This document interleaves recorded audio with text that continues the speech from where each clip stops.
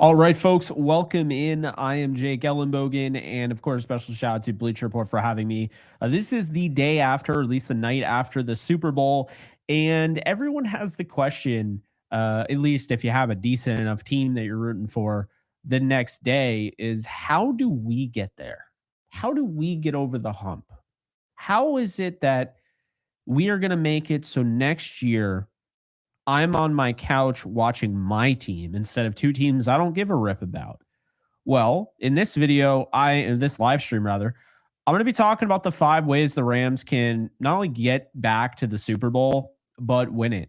So before I do, just want to let you guys know at any point in this, if you like what you're here, you can follow me on all social media at JK Bogan. You can check out my YouTube channel, Jake Ellenbogen, or you can just follow me right on here, right on Bleacher Report. It's also JK Bogan. So let's talk about it. Number 5, I think is very simple. There's no move. There's no coaching staff thing. There's nothing, right?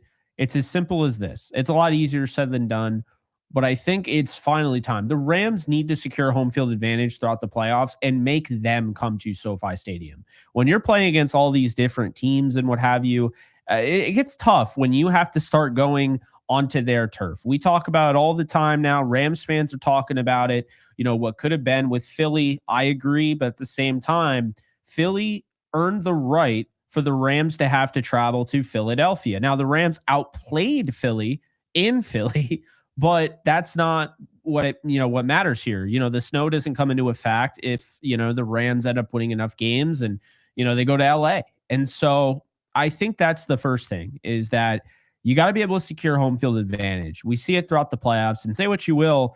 Yeah, okay, the Rams have had some underdog stories and what have you. They did it last year, but they lost. They lost in the first round of the playoffs to the Lions. They beat the Vikings, albeit it wasn't necessarily at home, but it was supposed to be at home. They earned that. Maybe not. The system's a little messed up there, but that's that. You go back and you look at the Rams' successes. When the Rams won their 2 Super Bowls, they had home field advantage. Okay. That's what it comes down to. They didn't play that game in Tampa. They played that game in St. Louis. So to go to the Super Bowl against the Titans, they played in their backyard. They played at their place. To beat the 49ers, the Rams played in Arizona. They had to go on the road against Tampa, and then they came back to SoFi Stadium and beat the 49ers at SoFi and stayed in the Super Bowl because the Super Bowl just happened to be at SoFi Stadium that year, and they played the Bengals at SoFi Stadium, right? So that is a big thing here, folks, is that while it's easy to overlook and, maybe you forget about it, the Rams getting home field advantage, while this team is very good on the road, and Sean McVay does a really nice job of coaching this team. It's why they should have beat the Eagles. The fact that it was that close tells you all you need to know. It still doesn't hurt to be on your own home turf, right? It just doesn't. So I think first and foremost, you have a really tough conference ahead of you. Let's go through it real quick. You got the NFC East, the Giants. We'll see. TBD how well they'll be. Not really worried about them. You got the Dallas Cowboys. They got some talent. Didn't love the head coaching hire, but they still got Dak Prescott. They got CeeDee Lamb. They got Trayvon Diggs, Deron Bland, all those guys. They could be interesting, but I'm not worried about them. Then you got the Eagles. They just won their second Super Bowl in as many as 3 years. They are the kings of football right now. They're the kings of the NFC. And yes, they are a concern. And so are the Commanders. The Commanders, what they were able to do going from second in the draft order to going to the NFC title game, they're going to be back. Jaden Daniels doesn't look like he is affected by anything.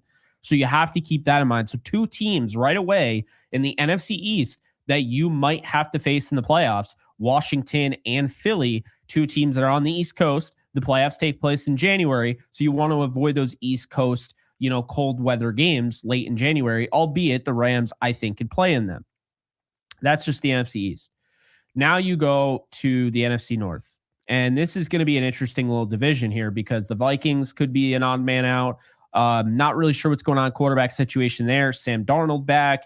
Is J.J. McCarthy as good as they're saying? Kevin O'Connell's a hell of a coach. I would imagine they're going to be competitive. The Bears got Ben Johnson. They have a young quarterback in Caleb Williams who has a lot of talent. He's got a lot of talent around him. They have some cap where they can start, building up that offensive line. And they have a promising young defense that has some pieces there. You'll see what they do, but I wouldn't rule out the Bears. Then you have the Lions. And while I don't think the Lions are necessarily the Super Bowl favorite that they were with Ben Johnson, I still think they're a good enough team that can make the playoffs and be a little bit of a problem. And then you have the Packers. And everyone wants to write off the Packers because Matt LaFleur has not gotten over the hump. But one thing I will not be doing is writing off a young team. This is one of the younger teams in the league. Jordan Love is a good quarterback. He's continuing to get better over time, and he's learning from his mistakes. And this is a team that had a really, really good offensive line. They had a really good running back in Josh Jacobs this past year. Defense had pieces. I think that they can fix some things. They got enough cap space. They could be a problem. Plus, the Rams just seem just like the Eagles. The Rams cannot beat the Packers for whatever reason. Then you have the South. The South is the weakest, but it's also the most interesting because you got Tampa, who I'll be honest with you, I think with Baker coming back, we'll see if Chris Godwin comes back or not. But, they're going to have Baker and they're going to have Mike Evans, who was incredible this past year. And then they found Bucky Irving, and you got a young defense and a really good offensive line. The Buccaneers will be back. I mean, am I worried about them? Am I worried about Todd Bowles out coaching Sean McVay? Not at all. But I am looking at them as they are a team to look out for. The Panthers, I think they're very intriguing. They got a lot of talent, some upside, and really they had kind of been held back by that quarterback position. They're going to have cap space, and Bryce Young looked really good at the end of the year. Do not sleep on what they're building there in Carolina. I do think they got a really good coaching staff. Carolina is a very intriguing team. They're one of my dark horse teams. Last year, I picked the Commanders and the Titans. The Titans, I thought, looked a lot better than maybe their record showed up. They were just missing a quarterback. And the Commanders ended up going to the NFC title game. So I look at that Carolina Panthers team and I say, you know what? That could be a little bit of an issue. So you got the Panthers, the Falcons, the familiarity there. Raheem Morris knows what the Rams are doing. We'll see what they do. Michael Penix was playing well at the end of the year. We'll see if his emergence happens. So you have those guys. The Saints, say you bring in Kellen Moore, which it sounds like that's what they're going to do. You have Derek Carr. I think Kellen Moore's really good, especially as a play caller, play designer, could really help that offense out. You got pieces on the defense. The Saints were blowing teams out at the beginning of the year, dealt with some injuries and really kind of fell off the face of the earth, but they still have a lot of talent. They just have a really mismanaged cap. So then you have the NFC West. The 49ers, I hate to break it to you, are not going to be as bad as they were this past year. They had a lot of injuries and just guys that didn't make any sense to keep.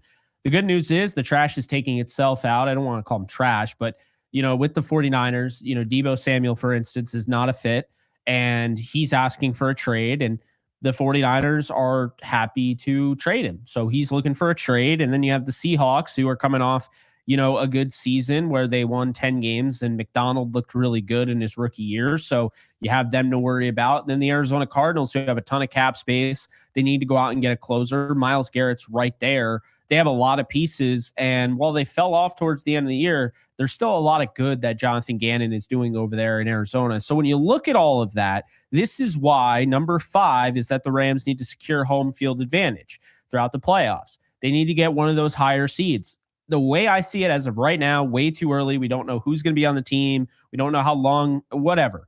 The way I see it, folks, is that the Rams right now would get the number 2 seed if I had to pick. If I had to go through, and I already did, way too early, Rams get the 2, Eagles get the 1. So that could still be a problem. So that's number 5. Secure home field advantage throughout the playoffs. Make them come to SoFi Stadium. The last time that happened, of course, the Rams went on to win the Super Bowl. Number 4, add a quality athletic linebacker. You got Omar Speights. And by the way, this could also be just bring back Christian Roseboom. I've said it before. I'll say it again. This defense was getting better and better and better each week. And I'm not against just running it back with the same exact 11. I know that sounds weird. And I know a lot of people would be like, no, I want to upgrade.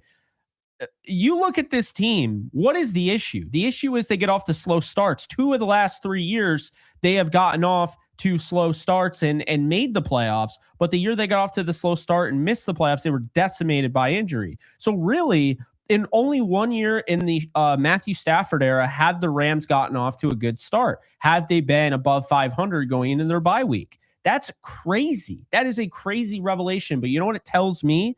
It tells me that Sean McVay, no matter what is thrown his way at the beginning of the year, is good enough to overcome it. However, I do think because of this, what this ends up doing, and you know they get off the crazy win streaks at the end of the year. They did it 7 of the last 8 in 2023. And then, of course, what they did this year, winning that Bills game, no one thought they were going to win, then beating the 49ers, the Jets, the Cardinals, and they would have beat the Seahawks if they played their starters. So, look, this is what it comes down to. It's very simple. The Rams need to get off to a better start. But how do you do that? Well, the Rams averaged about 21 points per game this past year, and that's not going to fly. The defense was great. They got better as the year went on. But what ultimately came down to the reason they lost? People will bring up the 200-plus yards, Saquon Barkley. They always will. They don't talk about the fact that Saquon Barkley was stuffed for most of the game, and he had some explosive runs that really kind of inflated those stats.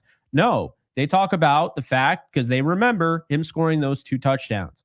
But what if I told you the real reason the Rams lost is because they only scored 22 points? Okay. The bottom line is this. You got to be able to score more than 22 points against a team like the Philadelphia Eagles. And hate to break it to you, but they were down 28-22, 14 yards away. They were not far away. And the thing that it came down to was that offense. So when I look at the quality athletic linebacker, that's me saying they don't have a lot of different needs, but they should take advantage of that. So if I'm going after anybody, I'm going to go after somebody like Cody Barton. And if, that doesn't work out, I'll happily bring back Christian Roseboom. But if you want somebody big time, Nick Bolton's there, Jamie and Sherwood's there. There are linebackers there that are worth going after, and I think they deserve to be talked about. So that's really what it comes down to, is that right now I like the position they're in. I like where they're at. And I think that you have to feel good about where the Rams are at. But number 4, out of the 5 ways the Rams can win the Super Bowl this upcoming season, get another quality athletic linebacker next to Omar Speights, because there's now a hole there. Number 3, re-up key free agents. This isn't a hard one. They have some good free agents. They don't have a ton, but they could bring back everybody that's key. That's going to be a free agent. You talk about Alaric Jackson, just re-up him. He is by far the best tackle on the market. You could say Ronnie Stanley's maybe a little bit more talented. Alaric Jackson's a lot younger. I'll take Alaric Jackson. So you put Alaric Jackson back at left tackle. You feel good about it. He's good. He's not, elite. He's not Andrew Whitworth. He's not Orlando Pace, but he's a very good tackle. He's young. He's getting better. Then you bring back Ahkello Witherspoon. You see the jersey behind me. Ahkello Witherspoon was playing as good a football as any corner in the NFL the last 6 weeks of the season. Okay, there's a reason why this team went from giving up 42 points to the Buffalo Bills to not allowing over double-digit or over 10 points per game, the rest of the way up until the Eagles game, right? Ahkello Witherspoon getting inserted into that lineup next to Adarius Williams was something they were missing early on in the season. And I said it many times. Trey White was not a good pickup. They figured it out. They traded him away. Then you have Ahkello. Then you have Darius. Now you have Kobe. And you're seeing all 3 of those guys play in tandem. And you're really starting to see the communication skills of an Ahkello Witherspoon, the way he's able to get guys going. I really think they need to bring him back. It is obvious he is an important piece. If he doesn't have that interception against the Cardinals, they might not have even made the playoffs. So his ability down the stretch, huge pass breakups, timely moments of the game. You talk about the 4th down play. The Jets go for it. They throw a fade to Devontae Adams. Absolutely just locks him down, shuts him down. What they don't talk about is how well the coverage was on Devontae Adams on the play where Aaron Rodgers is strip sacked by Cam Curl. And that's the thing. They also stopped talking about how well, that pass breakup on Trey Tucker in the Raiders game week 7 was vital. The Raiders were going down the field. If they complete that, now you still have some time. Gardner Minshew would have put the Raiders around the 50-yard line, and the Raiders would have had a shot to beat the Rams and probably end their season right then and there. In addition to that, you have the game against the 49ers. And in that game, he had a huge pass breakup on Ricky Pearsall that easily could have been a touchdown. So he came up big when his best was required. That is what he did. And so they need to bring him back, Alaric Jackson back. They definitely need to bring back Bobby Brown. If you didn't watch the film, please don't spout anything about Bobby Brown. This guy is one of those guys that does not have the stats, because you just don't get a lot of stats in the position he's in, but he is a gap eater. He's a good athlete. He's the youngest interior defensive lineman on the market this offseason. They need to make sure Bobby Brown is brought back, because he is going to help the run game. And think about it, he's already a part of the run defense. What's going to happen if you lose a guy like that? It's going to sting. So you got to keep Bobby Brown in house, keep Kello, keep Jackson, and also bring back Michael Hoyt. Invaluable experience. Michael Hoyt has been huge. He's developed all the way from being a UDFA out of Brown during the COVID year to now becoming a really key contributor. You talk about a guy on special teams that had 3 block kicks. You talk about a guy that can rush the passer, a guy that can stop the run. He could jump out in coverage. I know some people think he can't. He just gets put in some incredibly difficult situations. But make no mistake about it, Michael Hoyt is a physical specimen and definitely needs to be brought back. What they were using with their cheetah package was actually really working to their perfection. You have guys like Byron Young and Jared Verse, and now you add Michael Hoyt onto the field at the same time as those guys, and he can rush from an inside or an outside perspective. You got a good-looking group there. So re-up those key free agents. TBD on guys like Demarcus Robinson. I would bring back Tutu Atwell, although that's already been reported that he's not going to be back, or unlikely to be back. And, TBD on Jimmy Garoppolo. We'll see how things go in the offseason. By the way, I wouldn't be against bringing back Jimmy Garoppolo as the backup, not as the starter. Number 2. This would be number 1 if any other scenario was happening, but you already know what's going to be number 1. So let's get it out of the way. Number 2, get a big play wide receiver and a big play tight end. Yes, that's right. Sometimes you have to go a little bit above and beyond, right? Why do you have to get 2? I think it's very simple. This team, when they get over at least 25 points in a game, they've only lost 2 games in the Stafford era, okay? That's just the reality of it. They need to be able to score more than 25 a game. There's no doubt about it. If they can improve their points per game average up by 4 or 5 points, they are winning the Super Bowl, because the defense is only getting better. You're not going to just figure out this defense, okay? The way they're playing, the way they rush the passer, they're getting better. What was the issue this year? As I mentioned, it was the offense. They fell 14 yards short. The defense didn't get a stop, right? Wrong. Actually, a big reason why the Rams fans constantly say 14 yards away, despite the fact there would have been about 50 seconds left for the Eagles to go down the field and kick a field goal. Look, what did Jalen Hurts, who won Super Bowl MVP, do against this defense? When they took away his legs and he wasn't able to run, what was he going to do? They could have gotten the ball back down 29-28. I give them 2 minutes, and they're not going down the field and scoring on that Rams defense. And I can tell you full well, Jake Elliott isn't booting one through the uprights from 50+ in a blizzard. It's not happening. That game was over if the Rams offense scored. Like a lot of those moments. Packers, Rams defense gets a huge stop, Rams offense fails. Bears game, Rams defense gets a stop, Rams offense fails. There were multiple occurrences this past year where the Rams defense gave them a chance at the end, and the Rams offense couldn't come through. And so some people will blame Matthew Stafford for that. Some people will blame players, whatever. I think it's a common mix of everything.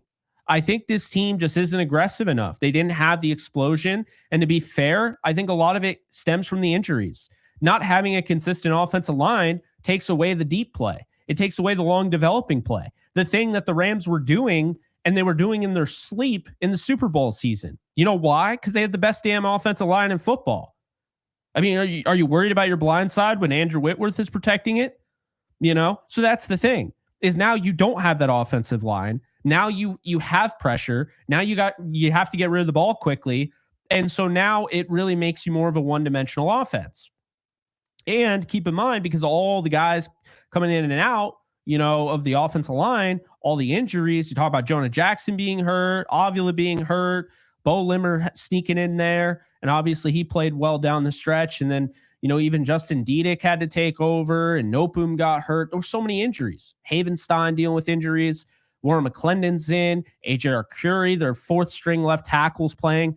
This is what it's all about, is that when you have all these different maneuvering pieces, now you can't run your offense the right way. They only had 5 games this year where the starting offensive line, the expected starting offensive line, went 5 times. 5 games. That's it for Matthew Stafford to have protection. So, yeah. So anyway, I mentioned get a big play wide receiver and a tight end. So what does that look like? Well, I think in the draft, you have some guys. You have Arroyo from Miami. You got Fannin, Harold Fannin from Bowling Green. But obviously, they have a first-round pick. And if they don't move that first-round pick and they don't partake in FM picks, then maybe you could look to trade up to get, secure a Colston Loveland, or trade all the way up and get, Tyler Warren from Penn State. There are some other tight ends as well. So that's the thing, is that I think they really need to go that route. In free agency, it's not great. Unless you want to go with Jawan Johnson. He's by far, I think, the best free agent option. Where they could go is they could trade for a tight end. You got David Njoku from the Browns. You got Kenny. I almost always call him Kenny Pickett. I have no idea why. Kyle Pitts on the Falcons. You got him as well. So there are guys that you could trade for. Mark Andrews. I have to say this. I am not at all trying to move off of Tyler Higbee in his last year as a Ram under contract. Tyler Higbee should be as much a part of this offense as he was last year, if not more. You saw how much of a focal point he was for this offense down the stretch. When they got him back, he was leaps and bounds better than what they had on the roster. I'm not saying you have to get rid of Colby Parkinson, but if you have to get rid of Colby Parkinson to facilitate a trade for an Njoku, Mark Andrews, or a Kyle Pitts, then you have to. Davis Allen has some upside, but new tight end coach, it's going to be interesting. Maybe they add Gerald Everett. He has familiarity with the Rams. He has familiarity with the tight end coach. Maybe you add somebody like that. I don't know, right? No idea. But you got to add a big play tight end, and you got to add a big play receiver. So what does that receiver look like? Well, via the draft, you got Golden, you got Abuka, you got Torrey Horton, who I think is incredibly underrated out of Colorado State. You got Nick Nash, who I think is underrated as well. There are all sorts of guys. Trey Harris from Ole Miss is somebody that really kind of I'm keeping an eye on. I think he could be a gem. So, and then you have the two from Iowa State as well. And with the familiarity with Nate Scheelhaas, who's ended up staying with this coaching staff. I mean, he has that familiarity with those guys. Maybe they bring somebody like that in. So you could see that. You could also go the trade route. You could go the free agency route. What would the free agency route look like? T. Higgins. You got Chris Godwin. You got Joshua Palmer. You could bring back DeMarcus Robinson. There are options here. Marquise Brown, Stephon Diggs, Devontae Adams if he's cut. You could also go the trade route. Is Garrett Wilson available? Maybe call about him. Chris Olave. Just see who's available. But the Rams have to do something here. They need to add an explosive player at wide receiver and tight end. You need to give Puka Nacua more to work with. Jordan Whittington should start. I'm not saying go crazy and get a bunch of wide receivers. They don't need that. Jordan Whittington and Puka should start. They need to get another guy. Okay. So I think that's something that they need to focus on. I know they're trying to get younger at the position, so I would rule out going after Devontae Adams. And I still think, I said this before on other videos, and I'll say it again, I think there's a 2% chance Cooper Kupp is back. Instead of a 0, I would give it a 2%, because if they're not able to trade him away and they're not able to agree on a trade, do you think Cooper Kupp wants to leave the Rams? No. And you really think the Rams want to get rid of Cooper Kupp just to get rid of him and get him off the roster? No. It's to free up cap space, right? If they could get his contract down a little bit, his cap number down a little bit, and not give up the future, I would not be surprised if they figured things out with Cooper Kupp. Would not. I don't think it's a guarantee. I mean, 2%, maybe I'm even up to 10% that he's back. I don't think he's back, but 10% chance, I think there's definitely a chance Cooper Kupp is back. Because what message does it send if you pick up Devontae Adams? I'd rather have Cooper Kupp. You could tell me Devontae Adams is a better wide receiver right now, and I wouldn't say you're necessarily wrong. But what Cooper Kupp adds to the locker room, his rapport with Stafford, his rapport with Puka Nacua, I think he's more valuable than Devontae Adams. So that's how I feel there. But a lot of receivers in the draft, a lot of receiver options in free agency. There's going to be a lot of opportunities in the trade market. I really do believe that. They'll come out of nowhere. You'll think, oh, there's no way this guy's getting traded. And all of a sudden he demands a trade. You don't know. Cortland Sutton could be an option. I'm not saying he will be. Let's not forget, the Browns went out and got Jerry Jeudy.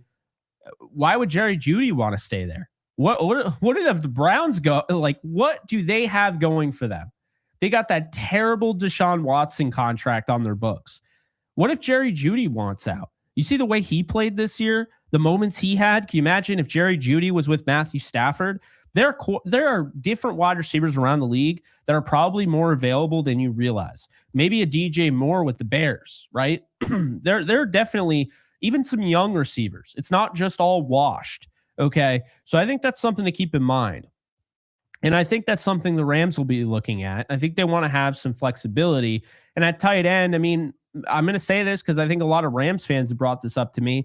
Michael Mayer from the Raiders. They have Brock Bowers. The Rams have already shown that, where there's smoke, there's fire. And the Rams have already shown their interest in trading up for a tight end. Dalton Kincaid 2 years ago, Brock Bowers this past year.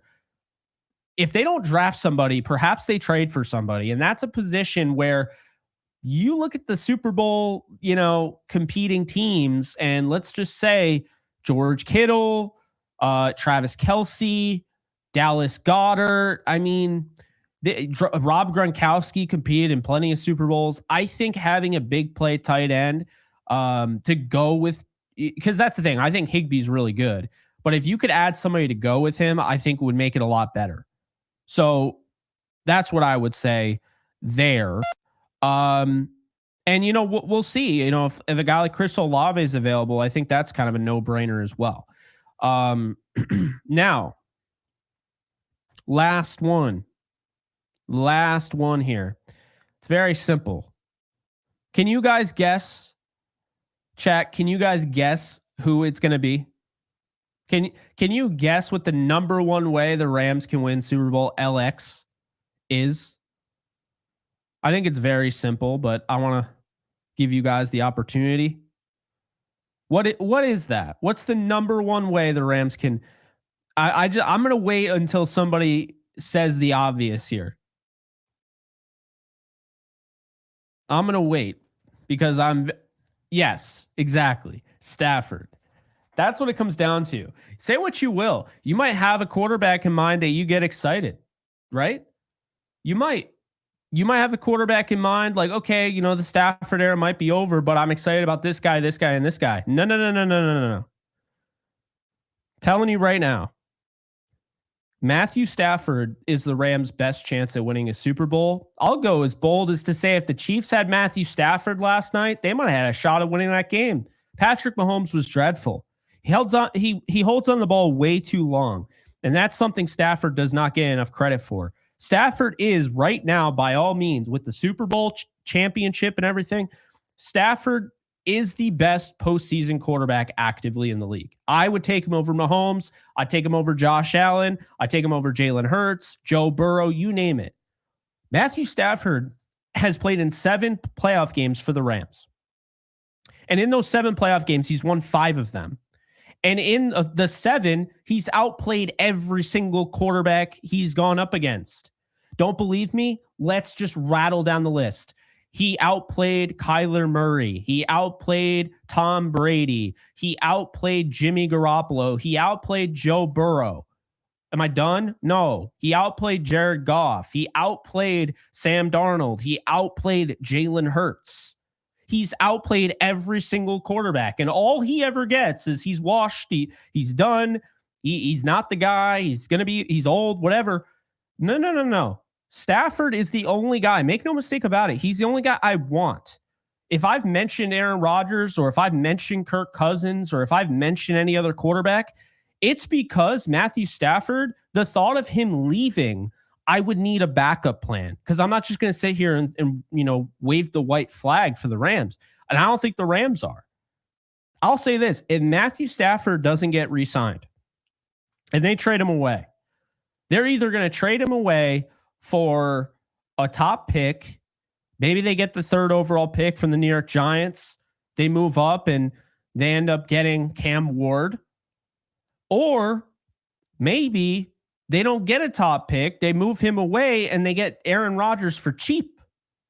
That's something you got to keep in mind. Last year, Russell Wilson was invaluable. Do you know why? Because Russell Wilson cost about $1 million for the Steelers to sign because he just got $89 million from the Broncos to basically go away. That's what happened. That is what happened. When Sean Payton didn't want Russell Wilson anymore, the Broncos cut him. They ate $89 million. So he was not on the team. And then Russell Wilson signed for $1 million 1 year with the Steelers. Aaron Rodgers had a really good season, 28 touchdowns, 11 interceptions, was top 10 in big time throws, almost 4,000 yards, over a 90 passer rating. This guy played well. There just wasn't much leadership, as far as in the coaching room. And in addition to that, there's a lot of Jets players that are upset, that are lobbying to bring back Aaron Rodgers. There's a reason. Because while he might be a PR nightmare, while he says things that you might not want to hear and he comes off a certain way, players typically like Aaron Rodgers. There are players that dislike him for sure. There's a lot of respect for him around the league. And let's not forget, before Matthew Stafford was a thing, the Rams tried to trade for Aaron Rodgers and the Packers would not move him at the time. Don't forget that. That was a real thing in Rams lore. The Rams tried to trade for Aaron Rodgers. You've seen Sean McVay. You've seen the pictures. Sean McVay likes Aaron Rodgers. He's smiling, talking with him. Puka Nacua after the game. There's a real love for this guy around the league. People know and respect him, and they know that he has not fallen off the way it's being portrayed by a lot of people. So that's my thing. The number one way for the Rams to win the Super Bowl next year, guys, they were 14 yards away. They were the only team that gave Philly any sort of resistance. The Packers weren't good, and Jalen Hurts was fresh off a concussion. So the Packers were not good, and they didn't blow them out, but they controlled the game, right? The Rams took them down to the wire, 14 yards away, fell short, lost 28-22. They eviscerated the Commanders, who they lost to not even a month ago. And then they eviscerated the Chiefs. The 2-time defending Super Bowl champion Chiefs, they eviscerated them. The Rams are the only team that gave them any sort of resistance. And so that's what it comes down to. What if I told you that out of the 5 ways the Rams can win the Super Bowl, if they brought back the same team, I think they'd probably win the Super Bowl. They have this is the thing. A lot of the issue were the injuries. They were not healthy most of the year. At the end of the year, that defense grew. They grew up. If you had that defense from week 1 on where they are right now, they're top 10 easily. They're one of the scariest defenses in the league. The Rams brought back Sean McVay. He's not going into the booth. That was never up for debate, but still. So you have Sean McVay back. You got offensive coordinator who doesn't call plays, but still has a very big, I would say very big responsibility with that offense, right? And Mike LaFleur. Your defensive coordinator returns in Chris Shula. Your special teams coordinator returns in Chase Blackburn, his best year. You don't have many needs. Your special teams is taken care of. Your specialists are taken care of. The defense, for the most part, is taken care of. Just bring back Akello, Bobby, and Michael Hoyt. Christian Roseboom, potentially. Your offense is, for the most part, pretty good. The offensive line is totally fine. You have Jonah Jackson. I'd keep him and start him, and I'd move Avila back to center. And then you have Tyler Higbee. You got Puka Nacua, you got Jordan Whittington, you got Kyron Williams. If you bring back Matthew Stafford, you got him. You got some things that you can add. But the Rams are in a really good spot because they've outdone everybody in the league. They've destroyed everyone the last 2 years in the draft. So what if I told you this team isn't that far away? Can you even consider that? Because they were 14 yards away from being the Eagles. A guy fell down on a route. I I mean, Higbee was wide open. Kupp was open. If Stafford had a millisecond, an extra, well, we'll give him an extra second. If he had an extra second to throw the football, I think the Rams win the whole damn thing. So how really, like when you think about it, Eagles are going to lose players in free agency. They're going to lose Milton Williams in all likelihood. They might lose Zach Bond. They will lose Josh Sweat. You know, Mekhi Becton they might lose. The Rams aren't losing a ton of guys in free agency. And they have enough cap space to bring back everybody that they really need to. They're not far off. I wouldn't even say they're off. Have a better bill of health than last year. Don't start the season without your starting corners, dealing with 4 of the 5 offensive linemen being banged up, and you win those games earlier in the year that you lost. Instead of being 1-4, you go 4-1. The way this team finishes off seasons, I think the Rams, they can win 14 games, up to 14 games, and then at that point, you're in the mix, 1 seed or 2 seed. I mean, that's the thing. They just got to, in my mind, while I think Aaron Rodgers would be a great backup plan, they have to pay Matthew Stafford. They have to get this thing done. And I think we're going to find out, for better or for worse, very soon. We shall see. Also, I have to mention this just because it's out there. Matthew Stafford's brother-in-law, Chad Hall, I believe his name is, was hired from the Jaguars, by the way, hired by the Giants, right? Was the wide receivers coach to now being the assistant quarterback coach. You don't think the Giants are making a push for Stafford?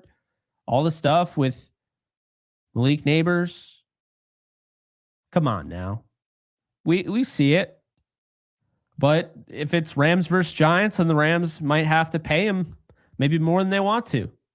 We're going to find out. We will really find out soon. But that is going to be it. Appreciate you guys. Glad you guys, came in here and spoke with me and had, talk some ball. Those are my 5. If you missed it, number 5, secured home field advantage throughout the playoffs. Make them come to SoFi Stadium. 5 ways the Rams can win the Super Bowl. Number 4, add a quality athletic linebacker next to Omar Spates. Number 3, re-up key free agents like Alec Jackson, Ahkello Witherspoon, Bobby Brown, and Michael Hoyt. Number 2, get a big play wide receiver and big play tight end. And number 1, re-sign Matthew Stafford. So that's it. I think the Rams are in a really good spot. It should be a fun off season. Hopefully it'll be really fun as soon as I can feel good about Stafford being back. And once that's taken care of, whatever, but that's what I got for you guys. So special shout out to Bleacher Report as always for having me. Hope you guys enjoyed this live stream. And if you did, be sure to follow me on social media at JK Bogan, wherever you're on social media, Instagram, Twitter, TikTok, Kick, whatever. And also follow my YouTube channel or subscribe to my YouTube channel, Jake Ellenbogen.